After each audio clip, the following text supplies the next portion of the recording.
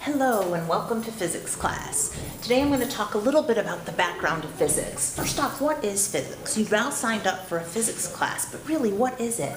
Well, physics is a way of modeling and interpreting things that happen in nature. So things all around you, we can now talk about what exactly is happening. And we're able to model them and bring things like that into the classroom and be able to study them further. Physics, the word physics comes from the Greek word physika, which comes from the meaning of being physical or natural. Well, this year in physics, we're going to be studying a lot of different topics. So I'm just going to kind of give you an overview of some of the topics that we're going to see this year.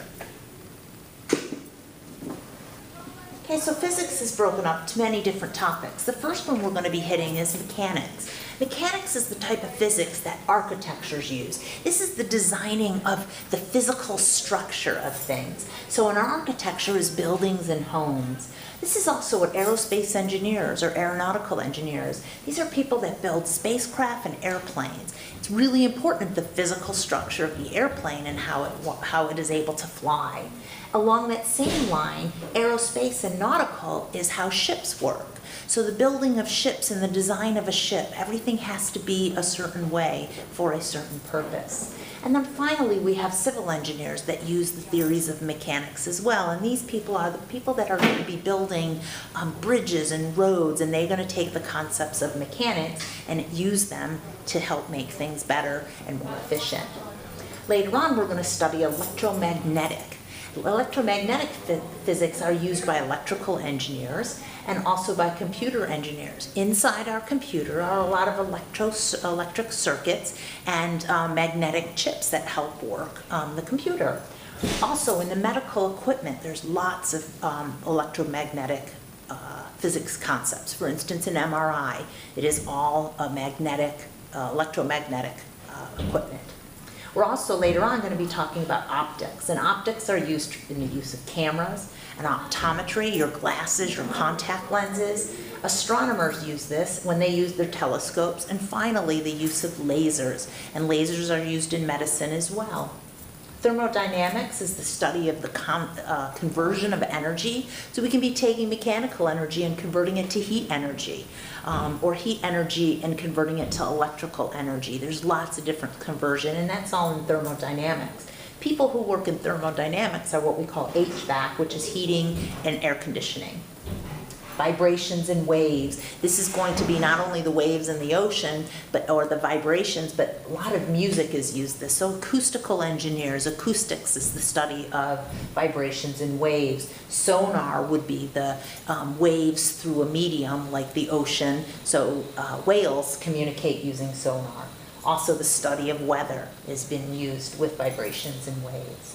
Then we also have relativity, and most people know about the theory of relativity because of Albert Einstein has made it famous. But basically, relativity is the study of motion in space and time. So we're going to be talking about how things relate to each other and how things affect the different motion of other things. And then the last one is quantum physics, and quantum physics is used when we study the same concepts of physics, but way down at an atomic level. So these are the atoms, way small units. So those are the different common topics that we're going to be studying this year.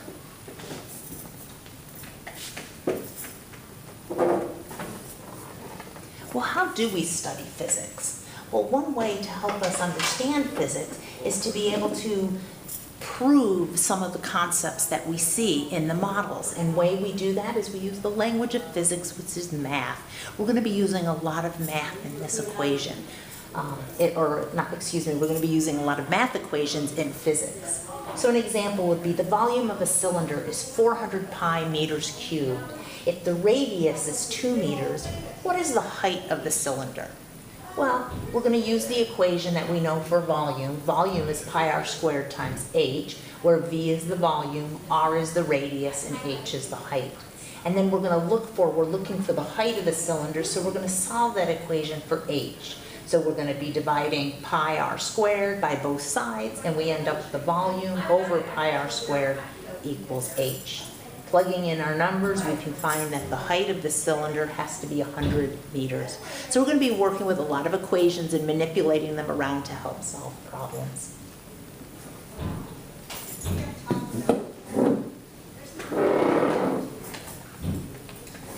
Okay, when we work in math, we don't need to worry about anything except for the numbers. But when we work in physics, it's really important to use units. We have to name our numbers. Whether we have 5 meters or 5 miles, it's really important. Well, in physics, we use SI units. And SI stands for Système International, and it's a French word. It comes from the French system. What we have is 3 main measurements. We measure things in length, in mass, and in time.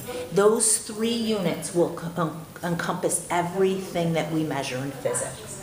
And the SI units for length is a meter, and we use the symbol M. The SI unit for mass is a kilogram, and we use kg. And the SI unit for time is a second, and we use S.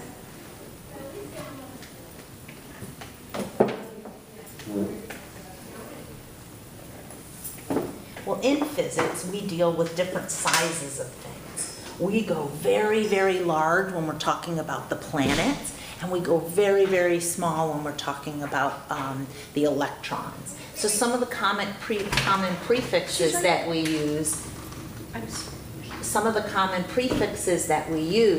for measuring things is we have a yocto, which is very, very small. We're going to use that would be 10 to the negative 24th. We have a zepto, which is 10 to the negative 21st.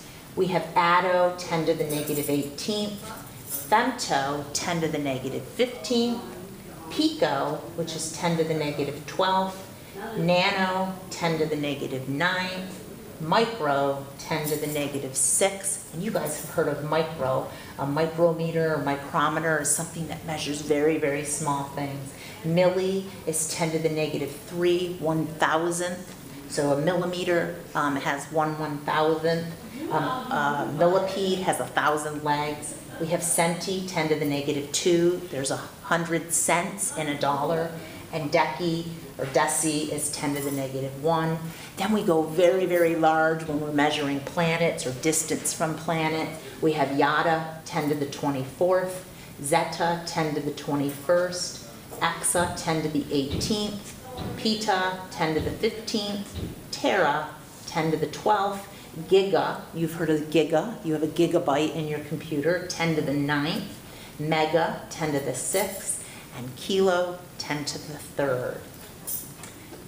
Now don't forget, this is the end of the lecture. Tomorrow, we're going to be doing some more work on this stuff in class. Don't forget to take your Edline quiz. That's going to be under section 1.1 under Edline.